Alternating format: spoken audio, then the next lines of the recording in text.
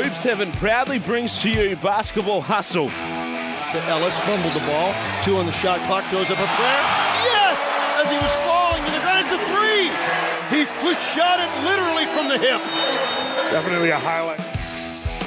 Here come the Billikens. 4 on 2. McCall. Ellis. Left corner. We're missing out. Bang! From way down under. Cody Ellis. Reddick brings low out away from the best. Stolen away by Cody Ellis. One man to beat. To the hole. He's fouled. Layup. Good. Whistle foul. Count the basket. Ellis with a reverse. Through fingertips. What a move. Ellis drops in a bomb. I love seeing Cody Ellis coming out feeling good. Ellis. Cody Ellis. Ellis. Pull-up jumper. Cody Ellis. Bang. Cody Ellis, can he stand and deliver? Cody Ellis. Now it's time for another episode of Hoops Heaven's Basketball Hustle.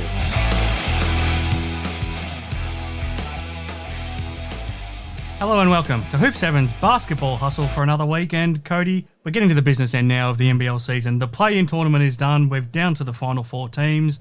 We're even one game into the semi-final series for one of them, the New Zealand Breakers getting that jump over the Tasmania JackJumpers. We're waiting for the start of the Sydney Kings against the Cairns Taipans. The seasons are over for the South East Melbourne Phoenix and the Perth Wildcats. The Brisbane Bullets have got their new coach. We had the awards announced last week. So there's plenty for us to get through, Cody. Yeah. We might have fewer games to talk about, but no shortage of things to discuss here on Hoop 7's Basketball Hustle for this week. I'm Chris Pike, but the man you've all tuned in to hear from, the former Illawarra Hawks and Sydney Kings forward, Cody Ellis. How do we find you this week? Yeah, good, mate. Good. Look, lots going on, obviously, still. And, plenty of talk over social media about did the Cats actually make the playoffs and, Yes. and all that sort of fun stuff. But, interesting few games in those play-in qualifiers, but they were all lots of fun to watch. Yeah, they were. So, yeah, we saw the Wildcats knock out the Phoenix, then the Taipans knock out the Wildcats, and we're down to the top 4. So the top 4 teams at the end of the regular season are the top 4 that we're left with. So I think that probably has turned out how it probably deserved to, I think, in the end, Cody. We're here thanks to Hoop 7, of course. So head to hoop7.com.au to do all of your basketball shopping, get your shoes, get all of your gear you hope for. If you happen to be in Perth, head into the physical store on Murray Street. Gee, Cody, I mean, you almost need to take out a bank loan sometimes to head in there, because once you head in, you just find new things every time. You certainly do. And I find myself just browsing their website nearly every other day, just seeing what's new and all that sort of stuff. And look, I'm looking forward to work settling down so I can get back in there. How excited are you to get a new pair of shoes? Because your NBL 1 season of the Warwick Senators, you're into pre-season training now. It's getting close. Yep. This is the time of year that the missus kind of hates, because I end up buying 3 or 4 pairs of shoes usually. So, excited. There's lots of good stuff coming out. So, I'm obviously excited to get some new kicks. You've got your coach back now as well. Unfortunately for him, the Yes. Wildcat season is over. So your coach is back, Luke Brennan, but he's also brought in his old running mate to help you out this season. Yes, mate. Yeah. So, I think kind of put a coaching staff together that can kind of help fill that void a bit when Trigger's away. So, Edo being able to fill, one of your old podcast mates, being able to fill that role when Trig does end up going away and has Wildcats commitments, I think is going to be good for us. You had so many wars against them when you were at the Senators, they were at the Wolves. Is it strange still sometimes to see them now on your side? Oh, absolutely. I know he's still trying to get used to the blue and green rather than just the green. And then, obviously he was up the hill for a couple seasons there as well. So, no, look, it's going to be good. It's going to be good. Always had some battles against him, but nice to have his brains on our side. No, excellent. All right, Cody. So we're here to talk NBL. The play-in tournament is done. We talked about the merits of it before it happened. Now that it's happened, we saw the 2 play-in games. So we saw the Wildcats beat the Phoenix, and then the actual play-in game, I guess it was technically called, the Taipans beat the Wildcats, and the JackJumpers, I guess, got themselves out of the play-in tournament by beating Cairns on Thursday night as well. Now that the play-in tournament is done, did you like it? Yeah, look, I did. I still think that it made it exciting for the last month and a half of the season. Yep. So, look, I think end of the day, the top 4 were the ones that end up making the eventual top 4. Yes. And I think that's fairly rightfully so. I think those are the 4 best teams for this season. But yeah, look, it wasn't without a scare for Cairns, obviously. And then, look, I do think that NBL needs to figure out how to word it properly. Yeah. Because, even now with the top 4, there's no semi-final. You know, I mean, they are the old semi-finals still, but they have decided to call them the playoffs, which makes it confusing. Then the whole thing is called the finals. Yeah. Then you had the play-in tournament. And then you have the playoffs. It's strange, isn't it? Yeah, it's... Yeah. Is there anything wrong with just having... I guess you can still call it a play-in tournament, and now we've got the semi-finals, then you've got a grand final. Is there anything wrong with just going back to that? No, I think they've tried to be a bit too clever with it all, and it's all become a bit too wordy, and everything's got its own unique title, each different game. Even these two semi-final games, you feel like each have got their own little title, and, obviously, like I mentioned before, you've seen social media just go absolutely crazy with... Did the Cats make the finals? Is this 2 years in a row they haven't made the playoffs? And depends what side you're on. If you call the whole thing the finals, and then you've got the play-in finals, and then you've got a semi-final and a grand final, then the whole thing is just the finals or playoffs, whatever you want to call it. But it is what it is. But all of a sudden now it creates that doubt, doesn't it? So you're not quite sure where it all fits. Yeah, no, you're not. And look, ultimately, I think once you hit a part of the season where other teams can no longer play and participate, that's technically postseason, right? So that's postseason. It's postseason, it's finals, it's playoffs, whatever you want to call it. That is what it is. Yeah, for sure. And look, again, it depends what side of the fence you're on. I'm happy sitting in the middle of that and sitting on top of the fence. But look, it's all a bit too much. But look, I think the games themselves were really good. I think the quality on the floor was really good. We saw bit of an epic collapse with the Phoenix, and then we saw Cairns come out and prove kind of everyone wrong that even with their two main guys out, that they're just as good, if not better, without them. Yes. It was. I mean, every game that we saw was fascinating, all 4 games. So it started on Thursday night. The play-in qualifier, again, like you said, the South East Melbourne Phoenix dominated probably the first 31 minutes of the game, but then, like you said, epic collapse, but 41 points in the last 9 minutes of the game from the Perth Wildcats to win 106 to 99. Then second up was the seeding qualifier, so basically the winner of this would go straight into the semi-finals, and it was the JackJumpers that beat the Taipans in Cairns 87 to 79. And then on Sunday, the play-in game itself for the winner to go into the semi-finals, the Cairns Taipans, like you said, even without Tajir McCall and Keanu Pinter, too good for the Perth Wildcats, 91 to 78. And then the first of the semi-finals between the New Zealand Breakers and the Tasmania JackJumpers, the Breakers 88 over the JackJumpers 68, far too good. So why don't we start with what we saw on Thursday night in that play-in qualifier, because like I said, Phoenix dominated most of the game. 13 points up they were to start the fourth quarter, and from that point on, the Wildcats scored 41 points. Bryce Cotton, remarkable. Up until halftime in that game, his last 6 quarters, he had shot, I think it was 3 of 29. And then all of a sudden he turns it on and plays match winner. It would have been horrible to be in the Phoenix's shoes, but we've talked all season how explosive the Wildcats can be, and boy, they showed it. Yeah, they certainly did. Look, the Phoenix literally just choked that away. Like, that's, especially in a playoff game, you can't be up double digits at home and give up 41 points in the fourth quarter. That's just, and even offensively, they just look like, Mitch Creek, who has been a legitimate threat from 3 all year, even in transition, pulling up from 3 in transition all season, wide open on the 3-point line, not even looking at the rim. It was almost like they were trying to hold that lead rather than trying to just keep playing. I mean, look, all the credit obviously to the Cats. They came out and they knew that their season was on the line and came out absolutely balling. They did, but like you touched on the Phoenix, I mean, how much of it was their own fault? Because Gary Brown had a really good, especially first half, and Mitch Norton shut him down in the fourth quarter. Alan, like you said, Mitch Creek disappeared, but so did Alan Williams in the second half. All their big guns disappeared. They did. They kind of went into their shell a little bit, which was really odd to see. I think while Bryce was the one that made all the shots, and I think he had 22 or something in the fourth quarter, I think it was. That's huge for them, and that was massive for Bryce just to kind of get his confidence back up a little bit, I think. I still think Nordo was probably the difference maker in that fourth quarter. then I was so happy to see him out there and making that a difference. You know, had the 10 points, but it was all on the defensive end. You know, he really, really stuck in Brown's pocket. You know, took some charges, just made some big plays, and just being a pest. Yep. I think, you know, what he does best. And well, Brown had dominated the game up until that point.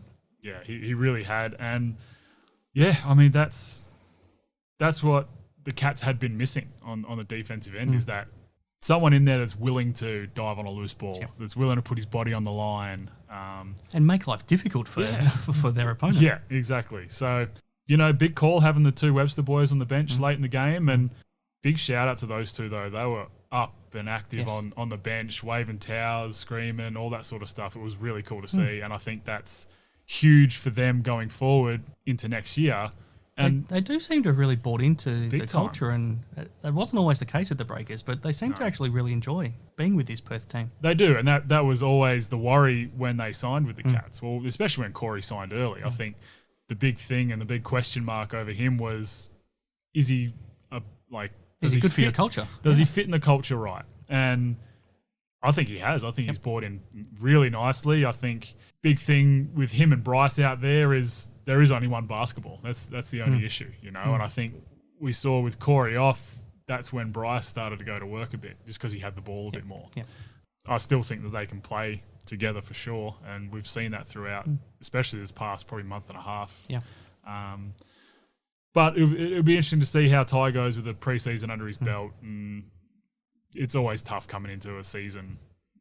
Well, really, towards the end of it, not even midway through, and trying to fit in and make an impact. Yeah. So, look, I think they were tough. They were really good.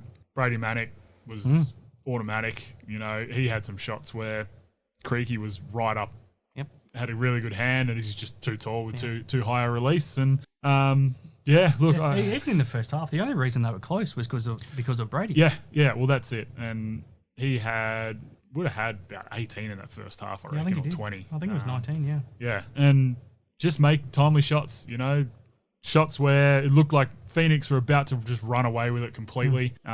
He would come down, make back-to-back triples, or, you know, make a big play. And you're right, that game would have been over at halftime if it wasn't for him.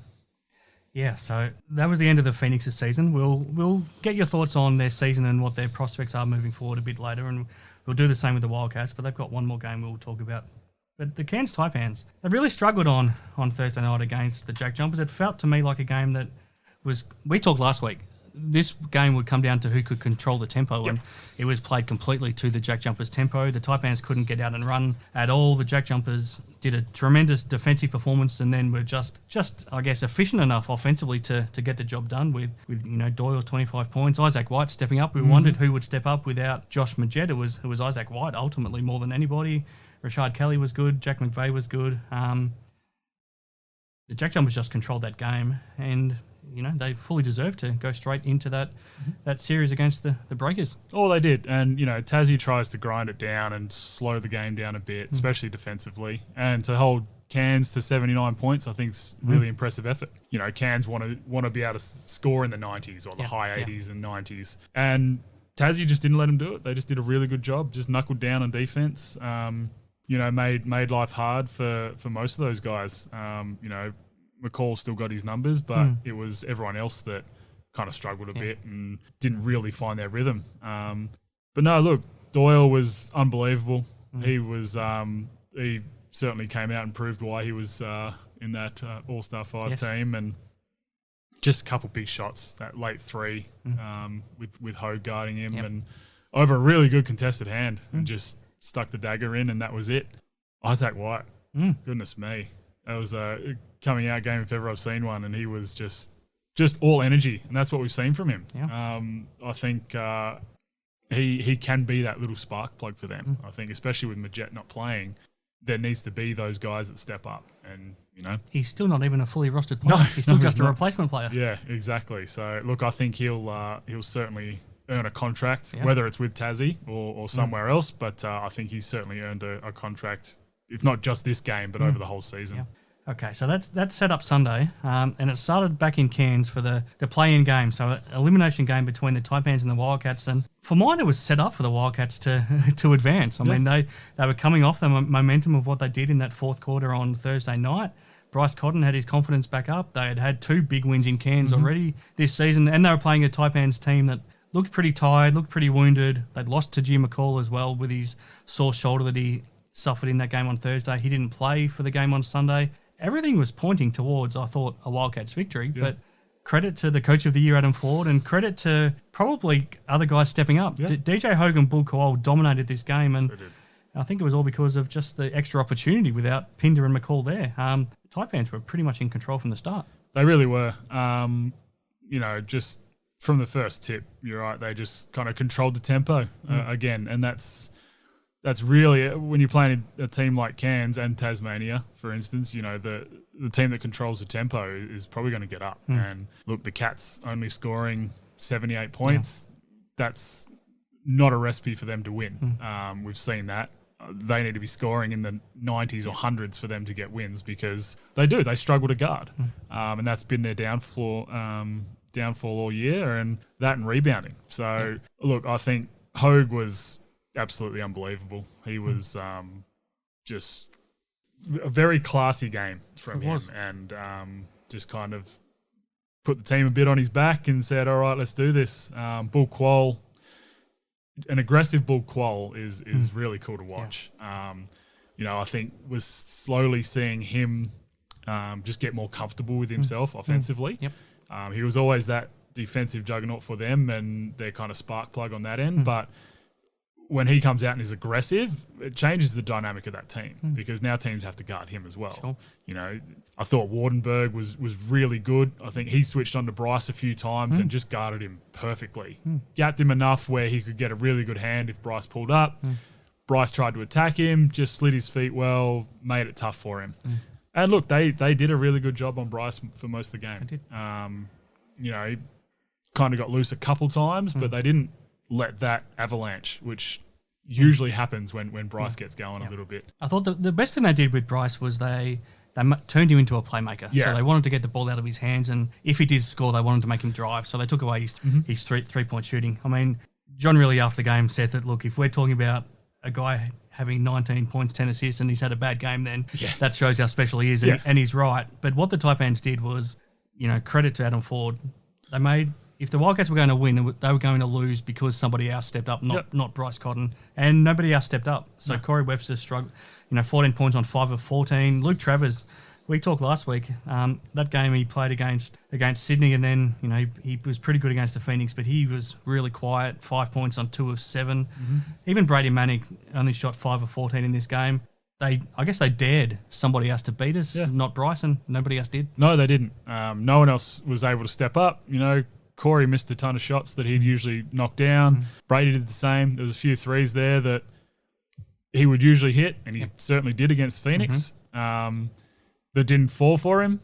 In saying that, they were all fairly heavily contested. Travers was a bit MIA as well, especially after having those 2 really good games in the last couple games for him. But look, that's always been the thing.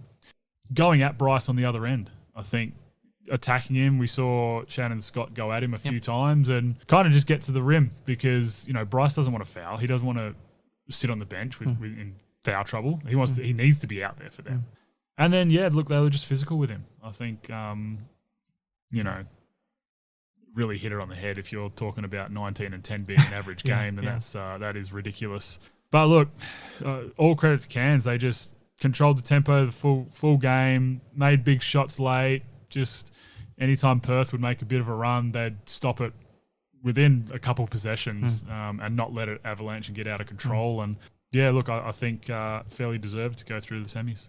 It's an impossible question to answer, but I just get the feeling that both DJ Hogan and Bull Kowal don't have that sort of an impact if, especially Tajir McCall is out there. Now, Tajir brings a lot of great things. He brings great energy. He can create plays out of things that nobody else can create just through his energy and the way he goes about it. But at the same time, they have a lot more control, calmness.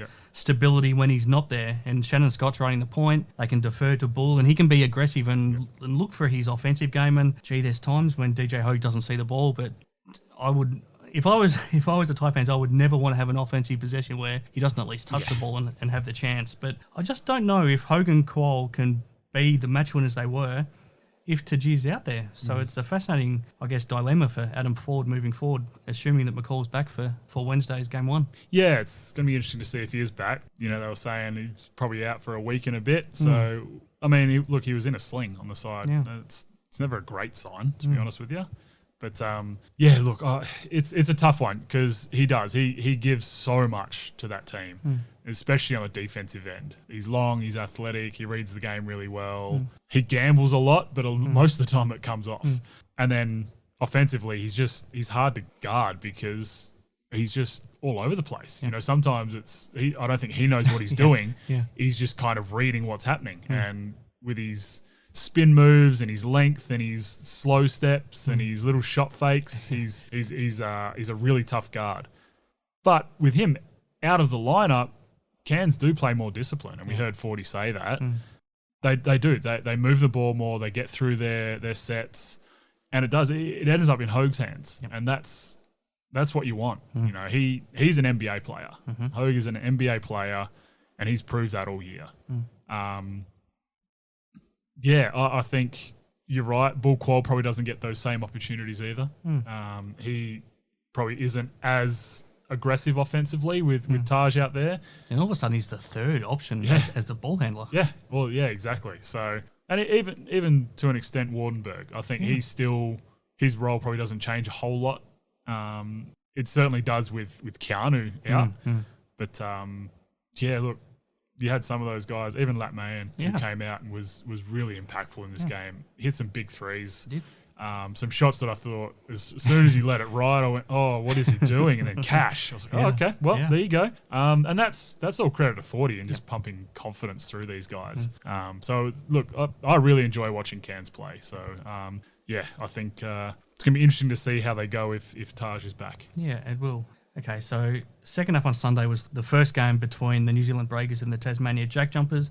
I don't know what the Breakers have done to get this bad luck, but all of a sudden we had floods in Auckland a couple of weeks ago that threatened a game down there, and now all of a sudden we've got a cyclone there which threatened this game, and both teams had to fly out. I think it was 7 a.m. the next morning to get to Tasmania because the airport was going to be closed an hour later, and if they didn't get out when they got out, then Thursday night's game might never have happened in Hobart. So I know the Breakers were looking forward to a day off at home on Monday, which they then lost, but whatever they get thrown at them this season, they just seem to respond to, and they were way too good for the JackJumpers. 20-point victory, and it felt like a 20-point game. They dominated in every single area. The JackJumpers couldn't get anything going offensively, couldn't really have an impact defensively either. The Breakers just so efficient. So many guys stepped up. So they had 8 guys who scored 7 or more points, and no one scored more than 15, but everyone played their role. As a team, they shot 53%.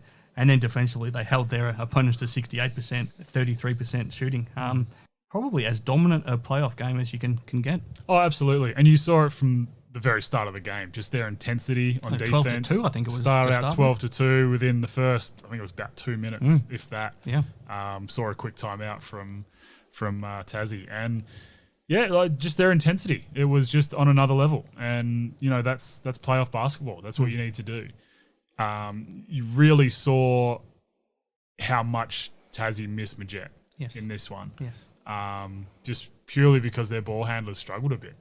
Couldn't really set up what they wanted to. Didn't have that cool, calm head that Magette has most of the time out there. And, New Zealand were just tough. They just came out ready to go. Everyone contributed on both ends of the floor. Yeah. Holding Doyle to 10 points after the big game he had last game was massive, and that's what they need to do. They need to hold Doyle and Kelly down as much as possible, especially with Magette out. He only took 9 shots. Yep. I mean, if I'm Tassie right now, I need Doyle taking 20 shots a game. Yeah, and that's all credit to New Zealand and how they guarded him. Didn't let him loose, didn't give him a sniff. It was very well done, and it's one of those things that we've seen Tassie and New Zealand, probably two of the better defensive teams all year, and we said it probably the first couple rounds of the year. New Zealand probably going to have the wood over them because they're a better scoring team. Yeah. But look, it's going to be interesting to see how they go. Missed out on a day's break at home, which really sucks. But I think I think that'll be okay. It's finals. It's one of those things that lights at the end of the tunnel. This season is only a couple more weeks long, and they were based out of Tassie for a long time the last 2 years, so they're probably used to it. Well, you're right. Even though most of those guys weren't actually part of that, which is crazy. But no, look, they've kind of done it all year. They've had stuff go against them a lot of the year, especially with that COVID week and a half that they had. They've been thrown around and just stuff's just. It's been brutal for them. Yeah. But look, I think they're battle ready, and it's going to be a big one in Tassie because look, do or die for the JackJumpers. Yeah. Last one, and then we'll take a break, Cody. How good are the Sydney Kings feeling right now, having to see the 2 wars that the Cairns Taipans had to go through, and now they've only got 3 days in between before Game 1 on Wednesday night? Oh, for sure. They've been sitting pretty and just kind of watching and seeing who they're going to face. I think Cairns is going to be a tough one, especially in this last game against the Cats. We heard interviews from 40 saying that he's put this team together to beat Sydney. Yeah. So, it's going to be interesting. It's going to be interesting, and I'm sure it's going to be a bit of a game time decision with Taj. But look, Kings are going to be ready. They've set the bar all season, and they're the team to beat. Championship goes through Sydney now. And look, Cairns have got their hands full, but I think it's going to be a bit of a grind of a series, and it's going to be a lot of fun to watch. All right, Cody, just quickly. Now, we had our awards throughout the season here on Hoop 7's Basketball Hustle. Now that we've narrowed it down to the winners or narrowed it down to the final 2 in the Galen Award, let me get your quick thoughts on how our team did. So, Damien Martin with the Damo Best Defensive Player. Justin Simon was a runaway winner. Yep. Pretty happy with that? Yeah, I am. He was my preseason Defensive Player of the Year. So, look, again, it's hard to disagree with a bloke who's named, who's has the Defensive Player of the Award trophy for the NBL named after him. So, look, I do think he was right. That's fairly spot on. Matty Knight gave his votes in the Player of the Year award after each and every round, and it ended up being Milton Doyle, a pretty clear winner in the end. He wrapped it up with the 5 votes in the final round, and he won just ahead of Mitch Creek, and then we had both Derek Walton Jr. and Xavier Cooks just behind him. So his top 4 were all in the all-first team, and Bryce Cotton wasn't far back behind. But were you surprised that Milton Doyle won the award, or are you pretty happy with it? Look, not really. I think he is more of a standout on that team than some of the other guys. Creaky did have Alan Williams in there, probably stealing some votes from him, and I think Williams was on that leaderboard by the end too. Yeah. So no, look, I think Matty got that one fairly right too. I think Doyle has been unbelievable all year for Tassie, and just kind of filled the shoes of Adams from last year, big time, and he's done that very well. Now Scott Ninnis brought us the Galen Best Team Man, and we narrowed it down to the final 2. Who would you choose between Xavier Cooks and Antonius Cleveland for this one? Flip of the coin, mate. They're the 2 that start of the year I would have said would be in the running for it. So, look, honestly, a flip of the coin. I think both have made such big impacts on their teams. But, look, it's a tough one. I'm glad I'm not going to pick that one. Would you say no to winning the 6 packs of NBA Hoops cards from Sports Card World, though? I'd love that. Absolutely. All right, Cody. It's been a lot to get through. Let's take a deep breath, and when we come back, plenty to get. Sounds good.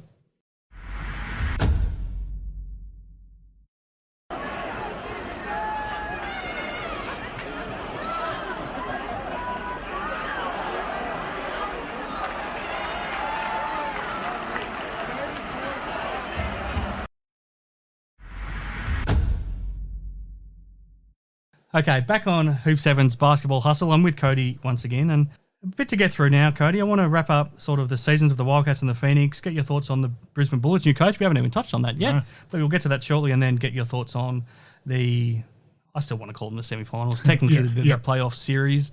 We'll get your thoughts on those to come this week and find out who's going to make the grand final. But the awards, we did our preview last week. The results were announced last Tuesday night. Let me run through them quickly and see if anything surprised you. So the MVP was Xavier Cooks, Coach of the Year Adam Ford, Most Improved Player, Keanu Pinder. Next Generation Award, Sam Wardenberg. Best Defensive Player, Antonius Cleveland. Best Sixth Man, Barry Brown Jr. The All First Team was Derek Walden Jr., Bryce Cotton, Milton Doyle, Mitch Creek, Xavier Cooks. The All Second Team, Barry Brown Jr., Chris Golding, DJ Hogue, Keanu Pinder, Derek Pardon. And the least surprising of all, the fans MVP was Kai Soto. Did anything surprise you overly? Oh, look, the only thing is probably Goulding in that second team. When we were talking about our selections, he didn't even come into our sort of calculations, did he? No, he didn't. And, I mean, look, you look back Nothing at the against season. him. You look back at the season, and he had a really good season for Melbourne. And, look, probably not too good on our part, excluding him and at least not having him in our discussions about it. And I think, Rattan Mays and even Tucker. Oh, we both seriously considered Tucker, didn't we? Yeah, definitely. And if it wasn't for the fact that the first few weeks of the season he wasn't really out there, didn't feel like he was out there, he certainly would have been in there. So, no, look, he was probably my only real surprise packet from all that. But, you look back at the season he had, and I think it's still fairly well deserved. Yeah, not too many surprises. No. As we talked about last week, I think a lot of them were flip-ups. The one that made me the happiest was Sam Wardenberg getting the Next Generation Award, because we talked about how he had the Rookie of the Year robbed off him, and we thought that Sam Froling would get this award, and I was really happy to see that because he deserved to get an award. Yeah. No, definitely. I think, I was also very happy when I heard his name called out because, look, I think 40 certainly let it known as well when they changed the name of the award and changed the criteria and all that.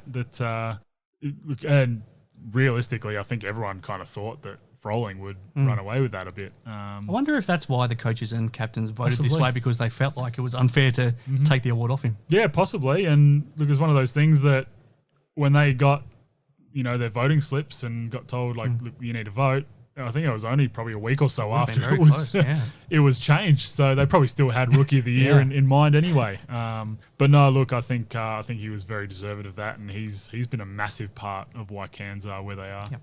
The only other surprise for mine was DJ Hogue not being in the All First Team. Yep. I mean, it's hard to take anyone out, but I would have had him probably ahead of Walden Jr. just in my All First Team, just because of how good Hogue has been at both ends of the floor. Yeah, no, definitely. And look, I had him just ahead of Doyle in mind. So it's a tough one. It is a tough one. And, it makes it hard. There's only 5 spots on there. You've obviously got to have the 3 MVP candidates in there. But look, all those guys are certainly very deserving of those honours. All right. Let's wrap up the seasons. Let's start at the South East Melbourne Phoenix.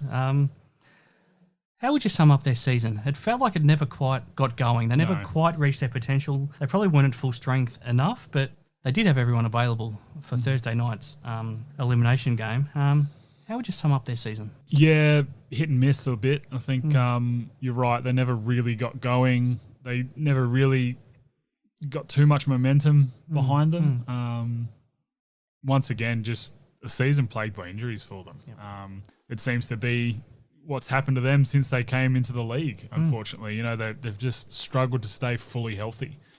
You're right, they had their full arsenal ready to go in their last game, but you wonder how healthy some of those guys were. I don't think Brokoff was anywhere close to 100%, was he? No, and something that I didn't mention before, I think it was really odd to see him play the first maybe 2 minutes of the third quarter and then get thrown back out there after not playing. He got thrown out there with a minute to go and got asked to make 2 big plays. It was interesting. Simon Mitchell's talked afterwards about how he had been sort of informed by his medical staff that there's every chance that if you push him now, he's probably going to do more damage and we won't see him again beyond this game. So if we win, he probably won't be able to play on Sunday. So that's why he didn't play. But then all of a sudden, when the game was almost gone, they felt like there's probably nothing to lose. Let's try to win because otherwise he's sitting out for 6 months anyway. Yeah, and look, it's a tough one. I do understand it, but at that point, like, he hadn't played for probably about 45 minutes real time.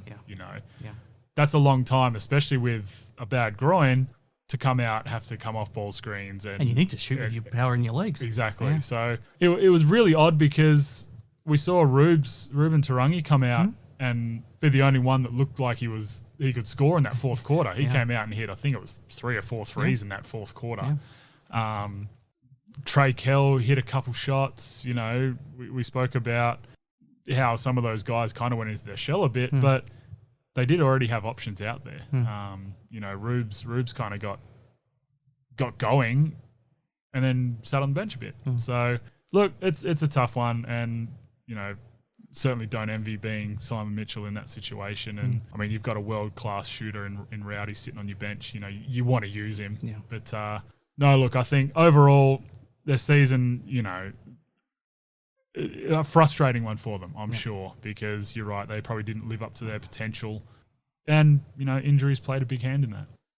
Difficult question for you to answer, but I'm interested to get your thoughts. If you're Simon Mitchell, do you put your hand up to want to stay coaching for a fifth season? Because he was non-committal after the game, but it's difficult to answer these questions when it's so raw straight after.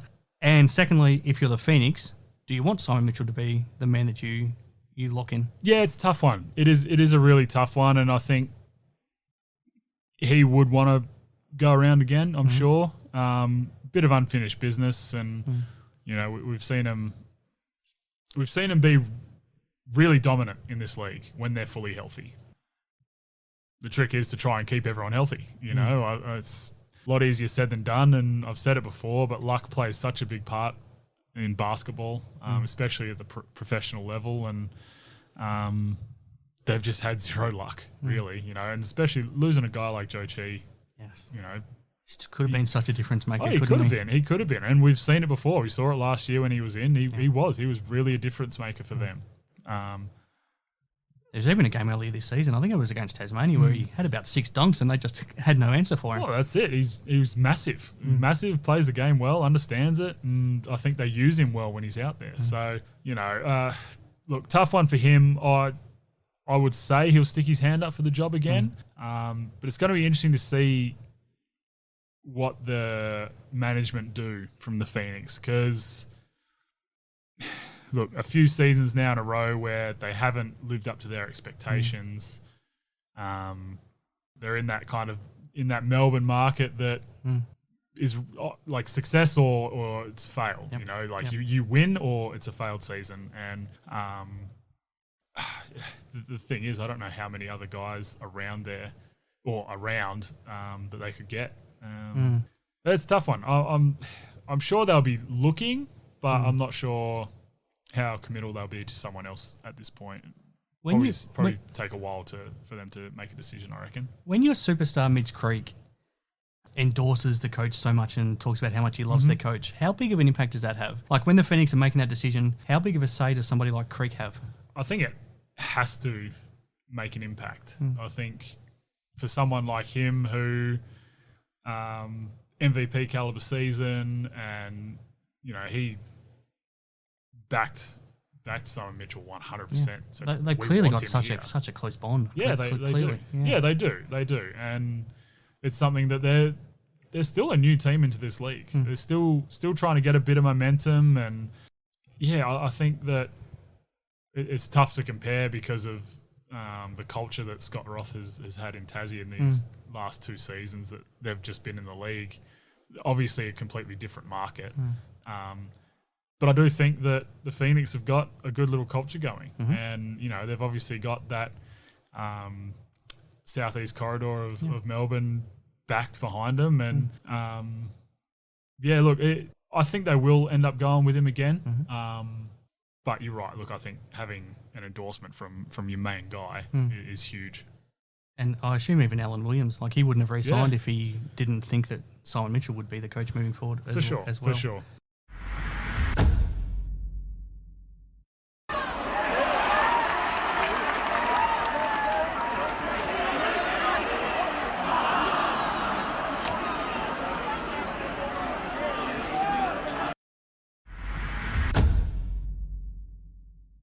Perth Wildcats, Cody. I don't think we've quite known how to explain their season the whole season long. Their best has been probably better than anybody else's, especially offensively, because they can just put up more points than everyone else. Yep. Their worst was probably even worse than we saw from Illawarra or Brisbane at times. And defensively, they were pretty terrible for most of the season. Rebounding-wise, they were pretty terrible. And there were times when they just didn't get enough help for Bryce Cotton. And I think we saw, a fair bit of that play out when they were eliminated on Sunday. How do you sum up this season now that it's over? Look, I think if you look at it on paper, probably a bit of a fail for sure. Offensively, I think you're right.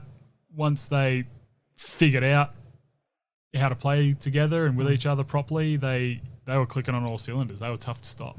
We saw them, score well over 100 for a few weeks in a row there. And look, that was all when really shortened his roster. Yeah. But we did see them struggle on the back-to-back, which, that happens when you're playing big minutes. Well, and you've said that the whole way through, haven't you? It's the second game of a weekend that the shorter rotation isn't going to work. No, and they struggle. You can see they don't have that same pop, and those shots are all of a sudden short, and what little bit of defense that they were playing was almost non-existent. They need to go out and find some mongrels, some real mongrels that will some more Nordos is what they need. Yep. Some more Nordos that are going to go dive on the floor. A 5-man version of him would be nice. Goodness me, any team could use that. But yeah, look, someone's going to dive on the floor, put their body on the line, be a leader on the defensive end. They need to go get a big that is just a monster on the boards. Don't care if he can score or not, but someone that's going to go out and just monster the boards, because they were awful. I think we've said this a few times. Derek Pardon would be an absolutely perfect fit. Yeah, yes, he would. Yeah, suit them very nicely. In saying that, he would fit on any roster. Absolutely. So, no, look, I think they've got a lot to do this off season, and I'm sure they're already in talks about it and looking at what they need and their depth chart. And obviously, it's going to be interesting to see what Jesse does if he hangs them up. If we've seen the last of him. But yeah, look, I think it's going to be a really interesting off-season for them, because they've got a couple guys that are on contract that really just fell out of that rotation big time. Guys like Todd Blanchfield, who you wonder if the Cats buy him out of his contract and move him on, or if they stick with him and see how he goes. But it's going to be interesting. Well, let me run through the list, and you just give me a yes or no if you expect or if you would bring these guys back for next season if you're the Wildcats. Let's start with the coach, John Riley. Yeah, look, I think he will get another crack. We saw glimpses of them being decent. And look, it's always tough. First year head coach. It's the first time he's been a head coach. He's always been an assistant and that sort of stuff. So obviously it took a while for him to really get his feet on the ground. But I think towards the end of the year they were decent. But look, the Wildcats is a completely different beast to a lot of other clubs. So look, I do think he'll come back. All right, let's race through these. Tayshaun Thomas. No. Mitch Norton under contract, so I would be surprised if he'll stay. Yep.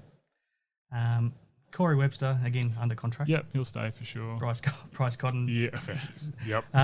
Todd Blanchfield's the interesting one. It is. Like you touched on, do they find a way to get out of his contract? Look, I think it would be mutually beneficial for both of them. I think Todd can make an impact on a roster, but I don't think it's going to be on this roster. So it's going to be interesting. Wouldn't surprise me if they moved him on. Do you try and elevate Michael Harris? Yeah, possibly. Majuk. No. What does Luke Travers do? If he doesn't get elevated into the NBA, what does he do that's best for his future? I'm not sure. It's a really tough one, because the G League has become a lot better league now, and just being over there is more exposure. In saying that, look, NBA scouts do now understand how good the NBL is, so there are eyes on it all the time, and we saw multiple scouts out throughout the season. That's a bit of a flip of the coin. I think he needs to come out and be more consistent and prove that he can do that. And, I mean, look, we saw his jump shot improve just out of this world. It looks really good now. So, yeah, look, I think development-wise, it's a tough one. It's going to be what the Cavs want him to do. Mm-hmm. Jesse Wagstaff, what do you do if you're him? I assume they leave it up to him to decide. I would assume so. Look, I have no idea. I honestly have no idea. It's really how he and his body feels, I think. We kind of saw that he's that little bit of a step behind at times.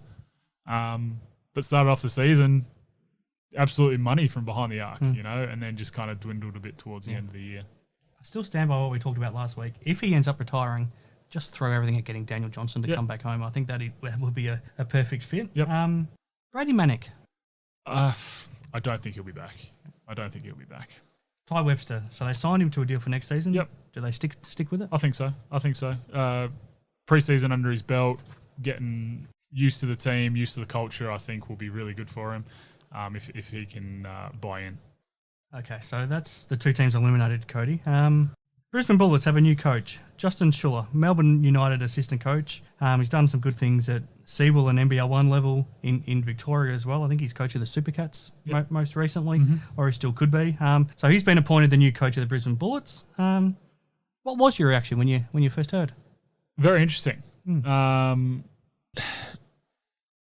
From the Bullets standpoint, I think trying to get someone that hasn't coached at the NBL level to be a bit more of a yes man, I think, is probably where they've gone with this. But look, he's been under, some fairly good head coaches, and he's learnt a lot, obviously. I think he'll be good. I think he'll be a bit refreshing for the squad, and look, all the best to him. We've seen Simon Mitchell come out from under Vickerman and be fairly successful. So hopefully Justin can do the same. Do you know much about him? Not a whole lot. Look, I've met him before, but I haven't had a whole lot to do with him, and I'm not really too familiar with him, unfortunately. But look, I'm looking forward to seeing what he does with Brisbane. I was surprised in the sense that there was a lot of talk around the time when they were looking to lock in who they would for the rest of this season, that they wanted to go an American coach. Their ownership back in America wanted to, I guess, bring a new face into the league, somebody with an American perspective, and that was what they were looking at. And for whatever reason, it didn't work out then, but I just imagined that's the path they were going to go down moving forward. Yeah. And if that didn't work, I imagined if they were going for a local assistant, that Greg Vanderjagt had done a good enough job to probably deserve to be locked in. So I guess that's why it surprised me a little bit. Yeah, I think so. And look, Greg may have gone, I don't want it. Possibly. He was thrown into it, like we've discussed multiple times on here, kind of even without his knowledge. So, it might be something that he just said, no, I don't want to do it. Find someone else. For sure.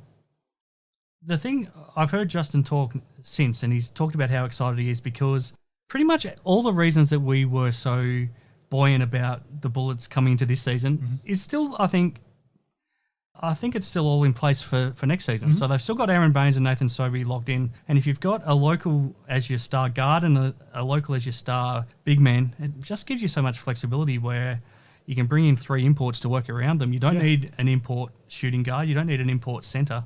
Yeah, I mean, he's got those 2 pillars there. I think it's a great starting point. And I think he's already said that his first focus is to bring in an import point guard. And I think ultimately that's what they were missing the most this season. Yeah, for sure. And look, Tyler Johnson towards the end of the year was really good. But I think they do need that pure point guard for sure. So lots of movement for them because they've got a lot of work to do to lift back up to a decent standard.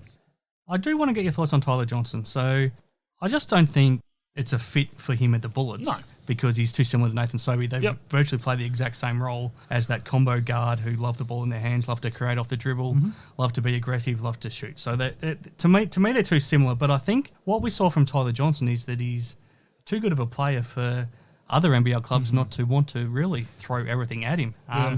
I'd be amazed if a number of clubs don't throw everything at him to get him next season. Would you think we see him back in the NBL next season? I think we do. Yeah, I definitely think we do. But you're right. I don't think it's with Brisbane. The way he finished the season was really good, and that's kind of the Tyler Johnson that we thought we'd get. Obviously, it took a while to find his feet in the league, but now that he gets it and understands it, I think he can be, or he can make a real impact on a team. But yeah, look, I don't think it's with Brisbane. Does anyone spring to mind? It's hard to know because you don't know what sort of rosters they're going to compile. But the two that spring to mind would be potentially the Phoenix or the 36ers. Yeah, look, I think Phoenix is probably the one that sprung to mind straight away for me. But yeah, it's so up in the air because, you know, who else is going to stay? Who's going to go? What's the roster's going to look like? But you're right, Adelaide, I think, could be a really good fit for them too. I think the way they play, want to get up and out and run, I think it suits him perfectly. If he's alongside Cleveland and Franks, tough. That's a pretty good three-man import combination. Yeah, it definitely is. But yeah, it's going to be interesting to see. Like, do they bring Ian Clark back? Yeah. Ian Clark's a fascinating one. Do you get the feeling he wants to spend a whole season in the NBL, or is he happy playing these shorter roles? Short little stints, yeah. It seems like he's happy to play these shorter little stints. He's probably, you know, more towards the end of his career now and happy to just play little bits and pieces here and there and make a big impact in that short time frame. He probably doesn't want to go through a preseason, which is very fair. Very fair. It's a nice position to be in. And I guess Tyler Johnson's in the same position where they're not doing it for the money. No. They can just play for the love of the game at this point. Yeah, absolutely. And, you know, this is one of the best leagues in the world. So, yeah, it doesn't surprise me that they'd enjoy playing down here. All right, Cody, let's wrap up by looking at the semi-finals, the playoff series, whatever you want to call them. But they're already underway. But Game 1 between the Sydney Kings and the Cairns Taipans on Wednesday night. Kudos Bank Arena. Refreshed Sydney Kings, but again, they haven't played for a week and a half, and those two games they played in the last round, they weren't at full strength and weren't really at full energy levels either. So they haven't played properly, I guess, for 2 weeks now. Do you come out rusty or do you come out fresh? And if you're the Taipans, can you take advantage? And how do you try to, I guess, be fresh if you're the Taipans? It's tough. I mean, you're not going to be fresh if you can. Yeah. Plain and simple. Kings will come out. They'll come out ready to go. It may take them a quarter to really get their feet under them, though. I think this one will be a really good, close game. Kudos Bank is going to be absolutely bumping. They've done an unbelievable job filling that stadium and making it a fortress. What sort of number would you expect on a Wednesday night? It's tough, but I still think they'll get... how close to 15,000 can they get? Look, I reckon they'll get close. I reckon it'll be low 14s, high 13s even. But yeah, just purely because it's on a Wednesday night. Yeah. But hey, it's finals now, so it's this is what you play all season for, and this is what the fans want to see. So I think, especially with 40 saying he's put his roster together to beat the Kings, I think that'll add that little bit of extra incentive and. Really have the Kings fans come out in full force. Now, when he said that, he had in mind Keanu Pinder matching up with Xavier Cooks. Yes. So it's a lot different. A lot different now. How disappointing is it that we don't see Pinder against Cooks? Because that would have been an absolute marquee matchup. Yeah, it really sucks. It's frustrating and it's basketball, unfortunately.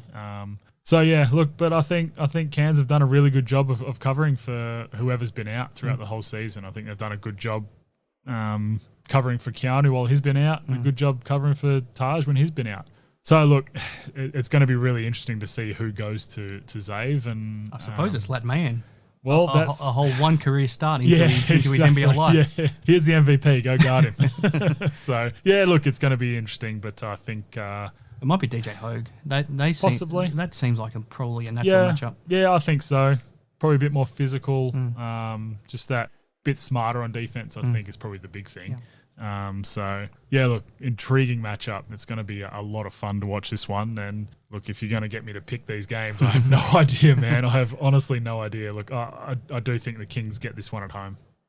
The Kings, I haven't seen the odds, but I imagine they're similar favouritism to what Xavier Cooks was for the MVP last week, which was incredible that he was paying $1.06. Yeah, I know. The Kings are probably paying something close to this game, but do you give the Taipans more of a chance than that would suggest? Oh, absolutely. Yeah, definitely.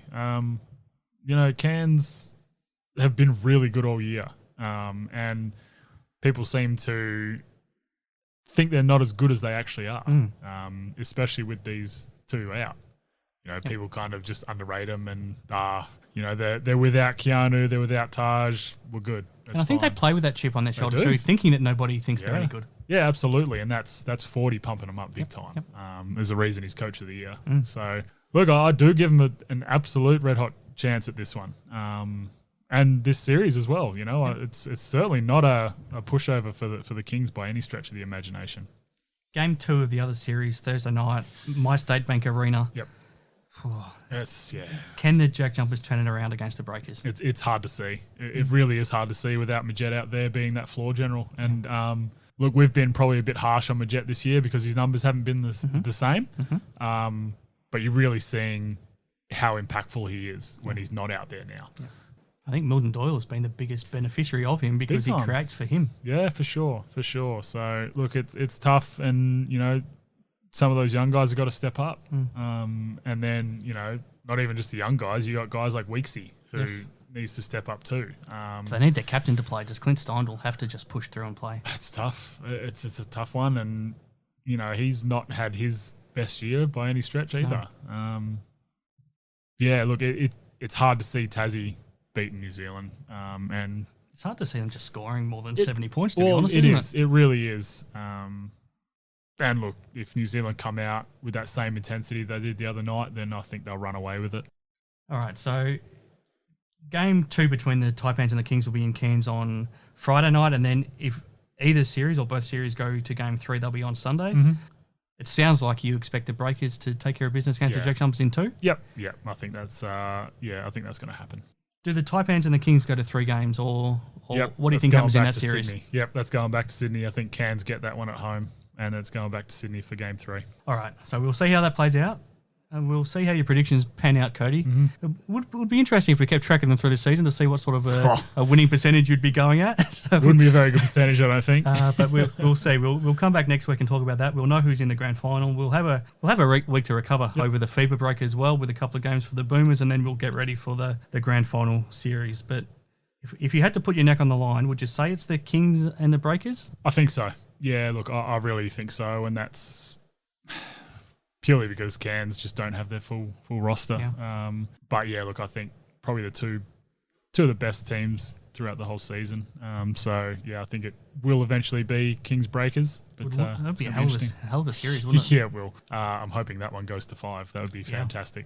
Big crowds too. I mean, potentially could get across 5 games, 60,000 people. Yeah, that'd be very impressive and very good for the league.